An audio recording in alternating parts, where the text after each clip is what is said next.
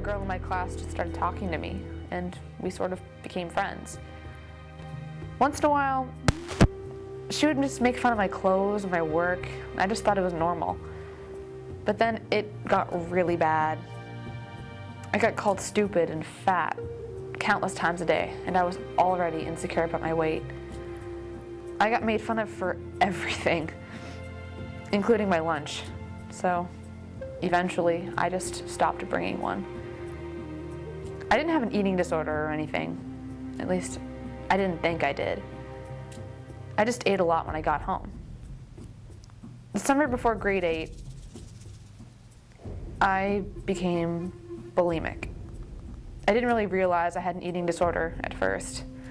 I just threw it up after eating too much one day, and I would do it again and again and again. Around that same time, I started cutting myself. At first, I just would dig my nails into my skin in the case I just didn't want to cry in front of someone. Then I started actually cutting myself. When school started up again, it got a lot worse. I was cutting and throwing up like 5 times a day. I couldn't take the bullying anymore.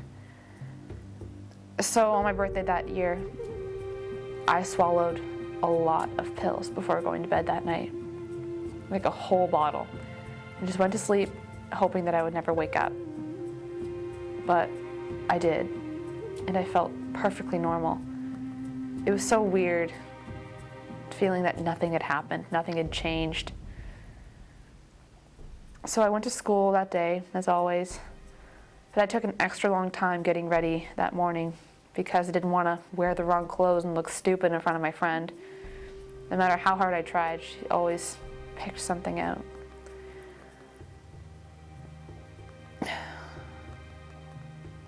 The next few months, I missed a lot of school, at least like 1 day a week.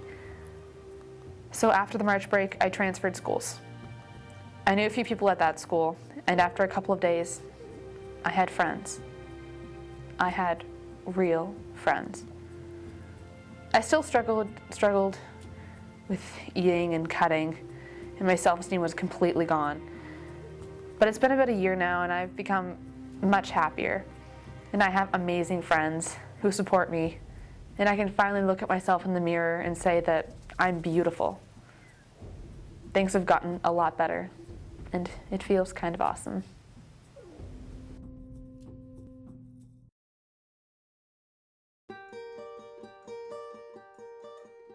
The scariest part about high school is knowing that this chapter of my life is over, and there's a really, really big chapter coming up, and I'm really scared of it. The scariest part for me coming into high school was the entire social aspect of it. My biggest fear coming into high school was getting lost. The scariest part about high school is choosing your direction. The scariest part of high school is judgment. The scariest part of the high school is everyone speaks English. The scariest thing about high school is not making a team. The scariest thing about high school is the pressure to be the best. The scariest part of high school is not knowing where to go. The worst thing about high school is tripping up the stairs. The scariest part of high school is crazy girls. The scariest thing about high school is thinking on the spot. The scariest thing about high school is not I don't know, knowing I where had you a friend belong. over at the house, and I just decided, I brought her over because she didn't know. I just wanted to feel better, so I invited a friend over to make me laugh, and then as she was there, I just started writing these really nice messages on everyone's Facebook walls, and that's when I made my decision. She left, and then I just took a whole bunch of pills and went to bed and hoped I didn't wake up, but I did. I had to go to the hospital. It's hard. Yeah. I personally am glad you woke up. What did you feel like when you woke up? Did you feel happy? I was drugged. I don't.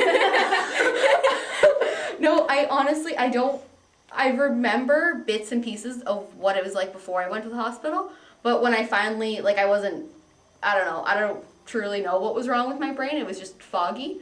But when I woke up in the hospital, I just felt guilty because Which is normal. my mother was at my bedside crying, and I didn't let her know that I was awake. I just remember laying there thinking, what did I do? And it was just her like crying and crying and crying because she'd never, like she knew that I tried, but she'd never seen it. And so that was like, ugh. And then going back to school, because like I had a story so no one would know why I missed like 3 weeks of school, but somehow everyone knew anyway. So coming back to school, I got some really weird looks and some comments, and I was just, some of them made me just want to keep trying, but I don't know, it was not fun.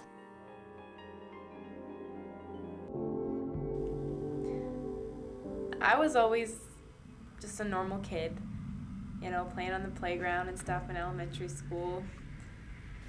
But then middle school came along and, well, no one really likes middle school. Everyone knows it's a little different. I was just like any other middle school student, any other preteen, you know, kind of awkward. Had some trouble at home, but nothing really out of the ordinary, just my parents pressuring me to be great, yelling at me sometimes. But I was also bullied. Not for anything really, now that I think about it. It's just because I dressed as a tomboy. I was a tomboy when I was younger. Just because it was comfortable for me, it was relaxing, it was what I liked. But some people couldn't accept that, and so they teased me about it. I got teased about that, which escalated to being teased about my weight, being teased about being flat-chested, having dorky friends. But my biggest mistake was that I held it all in.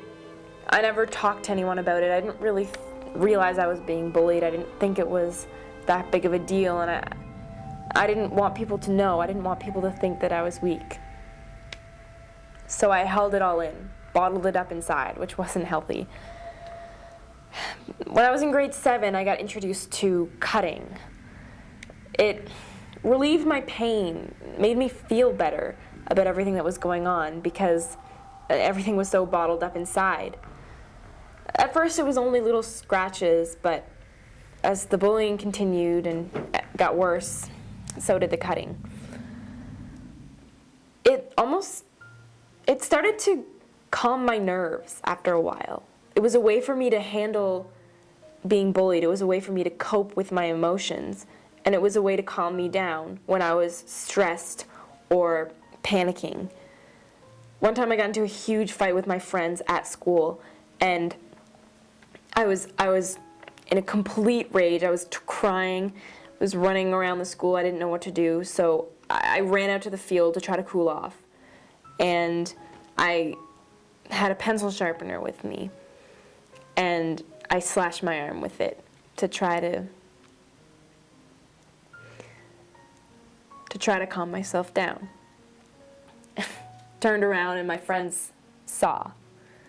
I begged them not to tell my parents. I had the blood dripping down my arm.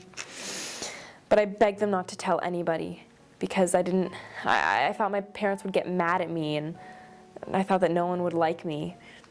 So they swore not to tell, and I just kept doing it.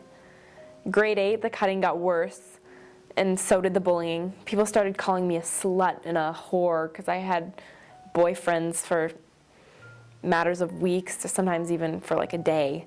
But I mean, it's middle school. But as the bullying continued, my nerves got worse, the cutting got worse. It actually got to a point where I was crying every day and cutting almost every day because the bullying was so bad. I didn't like myself.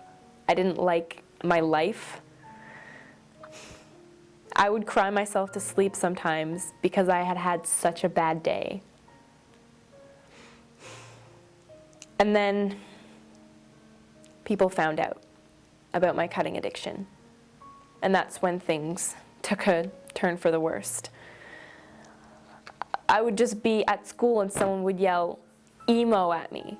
Like they would all call me emo and say things like, why don't you go cut yourself?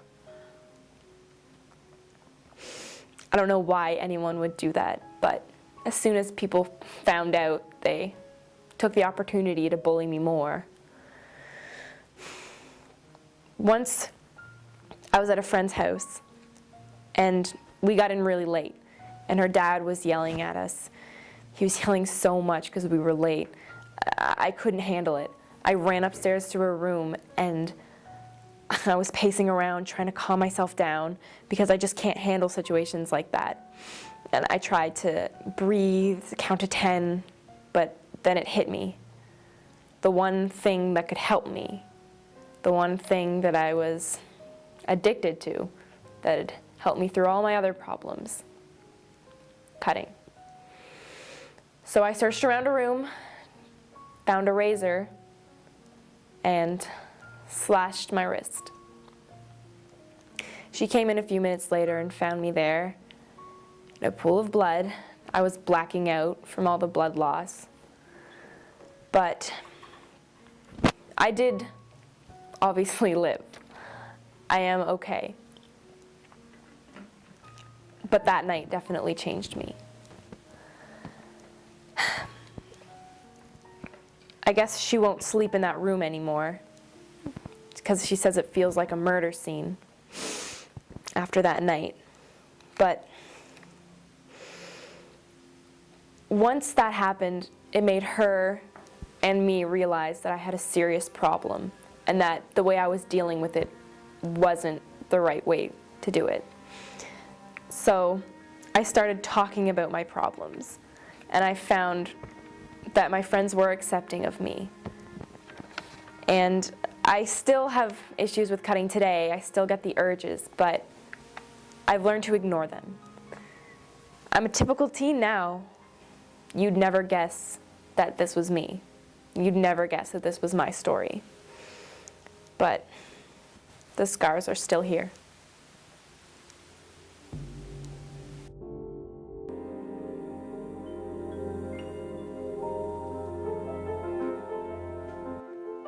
The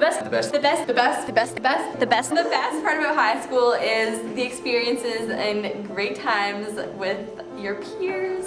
Figuring out who you are. Playing sports. Vending machines. Making new friends. School spirit. Finding people you fit in with and people who love you for you.